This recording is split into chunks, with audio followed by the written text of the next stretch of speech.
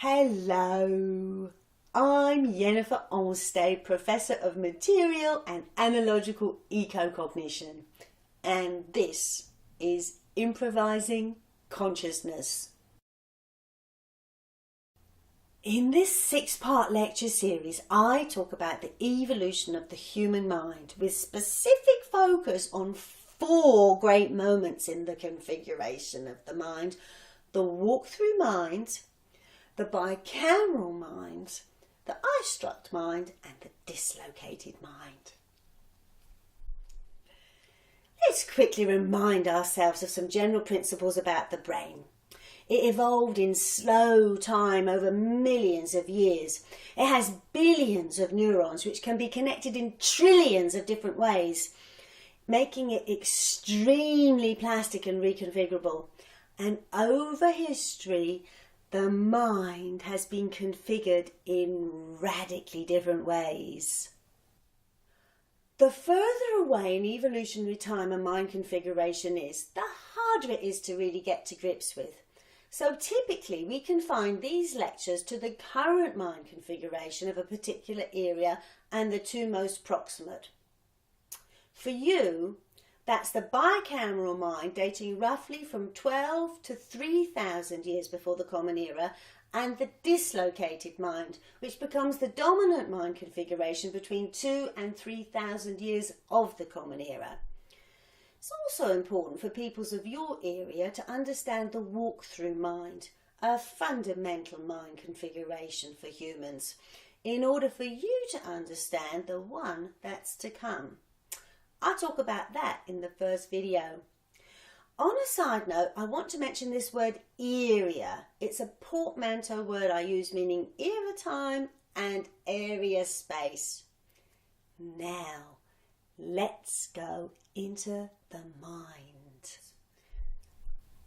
Today, we are jumping back millions of years to consider the evolution of the walk-through mind as a certain strain of hominids become early modern humans. About 2.5 million years before the Common Era, some hominids moved into the top omnivore niche in the food chain. This is at a time when mammoths are the top herbivore and the smilodons, the big saber-toothed tigers, are the top predators. And of course the rat is in another omnivore niche a little further down the food chain. Being an omnivore is a huge driver for analogical intelligence, faced with all those mushrooms, frogs, pond critters, or is it weed? You need to distinguish what's good from what's poisonous. How? By making an analogy. This one is like that good one I had. I'll try it. Evolution selected for 3 other things that supported the success of these omnivore hominids. Playful curiosity, you've got to want to try new things. Really good visual systems, high resolution, colour vision, stereo 3D, depth perception, edge detection, and an internal chemistry lab. Taste a little. Wait. Nausea and dizziness means stay away. Otherwise, you found a new tasty thing. Rats have this kind of stomach too. Being an omnivore is considered the primary driver for the growth of the brain over these millions of years. A bigger brain is needed to store all that information about food.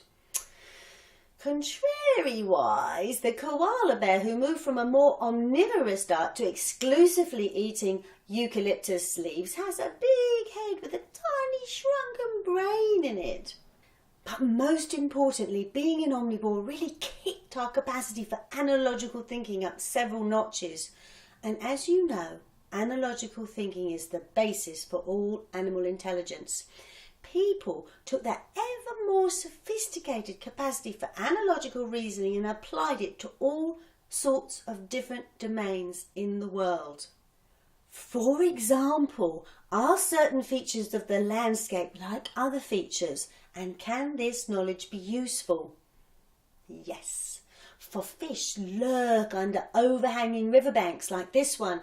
A line of trees like that indicates a river. We're likely to find caves in this sort of rock.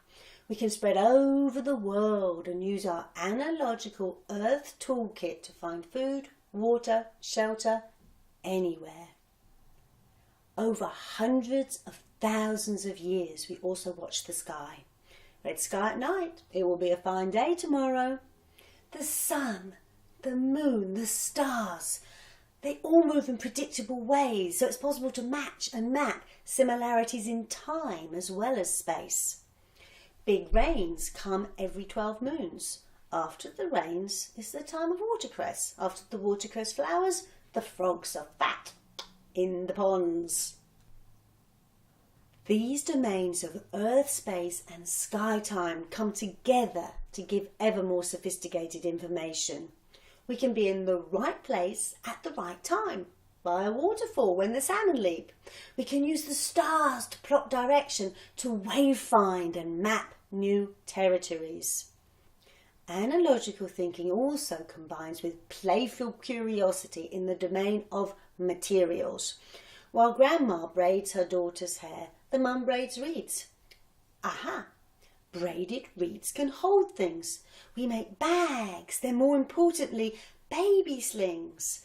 Mum's hands are free for gathering, climbing or more braiding. She is more flexible and effective. The baby is safer. This line of braided tools leads to ropes, rafts, traps, baskets, coracles, sewing, weaving, internetting of all sorts. Activities of our children playing in mud leads to pots and the whole line of ceramics. Early humans, emerging around 400,000 years before the Common Era, are heirs to this knowledge and active builders of these analogical tool sets, extending knowledge and understanding into all the domains of the world. But what of consciousness?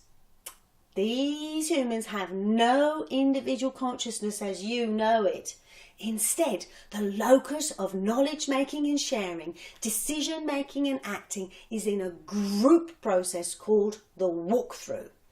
As we walk through the landscape, we share attention and experience. Significant looks and gestures mark recurring patterns in the world.